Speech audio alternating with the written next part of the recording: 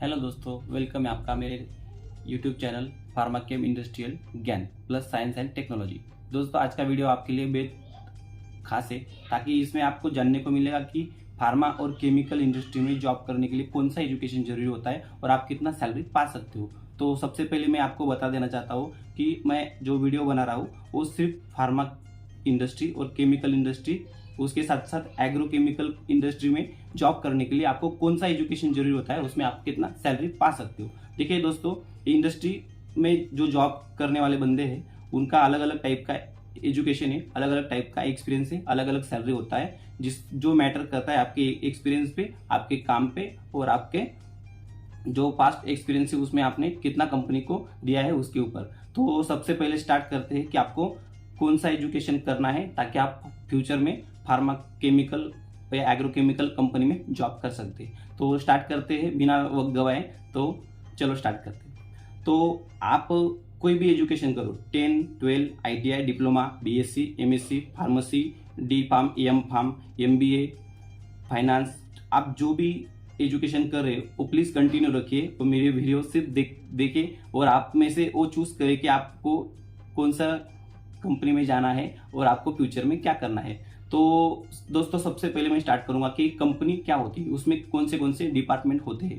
तो company start करने से पहले मैं आपको क्लियर करना चाहता हूं कि ये वीडियो सिर्फ आपको आइडिया देने का है, ना कि मैं जो बोल रहा हूँ फाइनल है। हर लोकेशन पे हर कंपनी का क्राइटेरिया अलग अलग हो सकता है, जैसे आपको इंफॉर्मेशन के लिए। सबसे पहले बोलते हैं कि कंपनी में कौन से डिपार्टमेंट होते हैं, तो उसके ऊपर ही आपको पता चल जाएगा कि आपका एजुकेशन कौन से डिपार्टमेंट में काम करने के लिए सुटेबल है। तो सबसे पहले कंपनी में होता है HR डिपार्टमेंट, जिसका काम होता है कंपनी में आदमी को प्रोवाइड करने का। तो HR डिपार्टमेंट में आपको BA, BCom, MBA, BCom, MCom, इस तरह के एजुकेशन अलाउ है। ओके, उसके बाद आता है दोस्तों परचेस में आपको सेम उसी प्रकार से CA, BA, BCom, MCom और उसके रिलेटेड जो भी कोर्सेस होंगे उसमें वो आपको करने हैं। उसके बाद आता है दोस्तों IT, उसमें BCA, MBA, डिप्लोमा, इस प्रकार से कोर्स आपको जॉब करने के लिए सुटेबल है।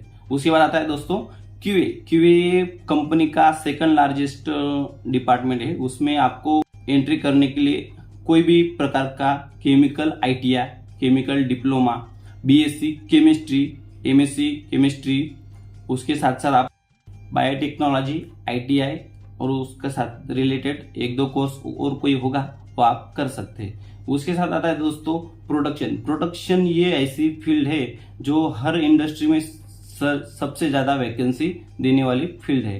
तो उसमें दोस्तों आपको कोई भी प्रकार का एजुकेशन आपका चल रहा है वो कंटिन्यू कीजिए। बस मैं आपको हिंट देता हूं। तो उसमें एंट्री करने के लिए, उसमें जॉब करने के लिए प्रोडक्शन में, तो आपको केमिकल ITI करना है, केमिकल डिप्लोमा करना है, उसके साथ साथ BSc केमिस्ट्री बायोटेक्नोलॉजी ये चलेगा, MSc केमिस्ट्री बायोटेक्नोलॉजी, उसके साथ साथ इंडस्ट्रियल केमिस्ट्री, इसका भी एजुकेशन अलाउ है। उसके साथ साथ MSc इंडस्ट्रियल केमिस्ट्री, इसका भी एजुकेशन अलाउ है। उसके साथ साथ आपको BTech chemical, MTech chemical, ITI diploma, उसके रिलेटेड वाला कोर्स आप करके प्रोडक्शन में जॉब पा सकते हैं। उसके बाद आता है दोस्तों इंजीनियरिंग ये थर्ड लार्जेस्ट जॉब वैकेंसी रहती है उसमें। तो उसके लिए आपको कोई भी प्रकार का इंजीनियरिंग का ITI diploma, mechanical engineering, chemical engineering, IT engineering, instrumental engineering, civil engineering, worker staff में कोई एजुकेशन की रिक्वायरमेंट नहीं होती है। ये फार्मा और केमिकल कंपनी में कॉन्ट्रेक्चुअल बेस पे आता है। तो इससे पहले जो हमने बात की वो सिर्फ वो सब जॉब है वो स्टाफ मेंबर में आता है, जो कंपनी आपको अपने टर्म्स एंड कंडीशन के बेस पे कंपनी रखेगी। उसमें आपको सिर्फ कंपनी का ही आपका लेना देना होगा। कॉन्ट्रैक्ट वर्कर में सिर्फ कंपनी किसी और बंदे को, थर्ड पार्टी को कॉन्ट्रैक्ट देती है कि आप हमारे यहाँ पे नीचे के लोअर लेवल में, वर्कर लेवल में कंपनी को स्टाफ चाहिए, तो वो लोग उनको हैंडल करते हैं और सिर्फ मैन पावर की प्रोवाइड करते हैं। तो उसमें कोई एजुकेशन की जरूरत नहीं होती है, आप पढ़े हो लिखे हो कोई जरूरत नहीं है, लेकिन आप तब जॉब कंटिन्यू कर पाओगे, आपको थोड़ा बहुत पढ़ना लिखना आना। अभी आते हैं सीधा सैलरी पे। दोस्तों कंपनी में सैलरी मैटर करता है आपका एजुकेशन पे। तो एजुकेशन आपका जितना लोअर होगा उतना लो सैलरी होगी, और जितना हायर एजुकेशन होगा उतनी हायर सैलरी होगी। तो बात करते हैं स्टार्टिंग से। सैलरी हेल्पर का होगा गवर्नमेंट रूल्स के हिसाब से, गवर्नमेंट ने जितना अलाउ किया है एक बेसिक सैलरी जो एक वर्कमैन को मिलनी चाहिए उतनी होती है, जो कि 250 से 400 लोकेशन वाइज होती है। अभी गांव में कोई छोटे विलेज में कंपनी होगा तो वहां पे 200-250 रुपए के हिसाब से मिलेगा, और कोई सिटी में कंपनी होगा वहां से भी 200-250 रुपए का वो बंदे को सैलरी मिल जाएगा, पर डे के हिसाब से बात करो। और इसके बाद आते हैं IT डिप्लोमा, और कोई उसके साथ छोटा मोटा कोर्स किया होगा उसको कितनी सैलरी मिलेगी।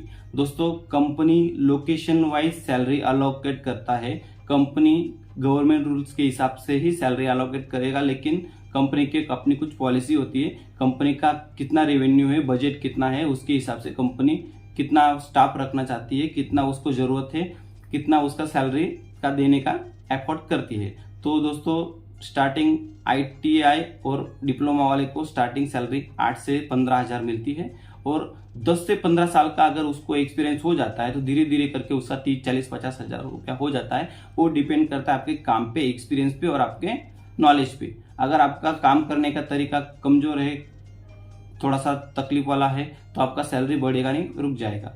तो उसके बाद में आता है दोस्तों ग्रेजुएशन, कोई भी BSc, BCom, MBA, BCA, जो भी आपने बैचलर और मास्टर डिग्री की हुई, जैसे इंजीनियरिंग में भी उसमें आ गया, तो इसके साथ साथ जो भी रिलेटेड कोर्सेस आपने किए हुए, तो स्टार्टिंग आपकी जो सैलरी होगी दोस्तों वो होगी 10 से 15 हजार।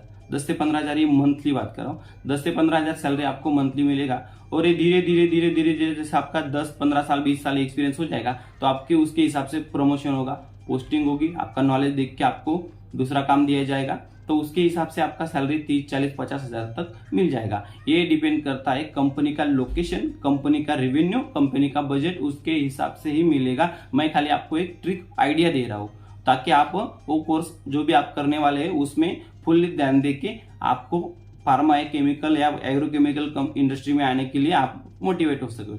उसके बाद आता है दोस्तों, कोई भी कंपनी में देखो हर तरह का एजुकेशन का बंदा चाहिए, उसको चलाने के लिए कोई ना कोई तो बंदा चाहिए। तो कोई कंपनी का पॉलिसी होता है कि हमको कोई एक पोस्ट के लिए ये क्राइटेरिया के बंदे चाहिए, उसके अलावा कोई बंदा उस पर अप्लाई नहीं कर सकता है। फिर भी कंपनी को कोई कैंडिडेट अगर ना मिले तो कोई भी छोटा मोटा कैंडिडेट उठा के रख सकती है, लेकिन उसका सैलरी कम रहेगा। जैसे आपने कोई BA किया है जो कंपनी के प्रॉफिट में नहीं है, लेकिन कंपनी को कोई कैंडिडेट की जरूरत है, उसने इमरजेंसी कैंडिडेट उठा लिया, तो उसको कंपनी में कम सैलरी पे रखा जाएगा, जो उसकी मिनिमम सैलरी मानी जाएगी, ताकि जैसे कि 10 से 15 हजार रुपये उसको मिल जाएगी। उसका फ्यूचर में ग्रोथ होगा या नहीं होगा वो कंपनी डिसाइड नहीं करेगी। वो बंदे को अपना नॉलेज शेयर करके, अपना एक्सपीरियंस बढ़ा के जॉब पे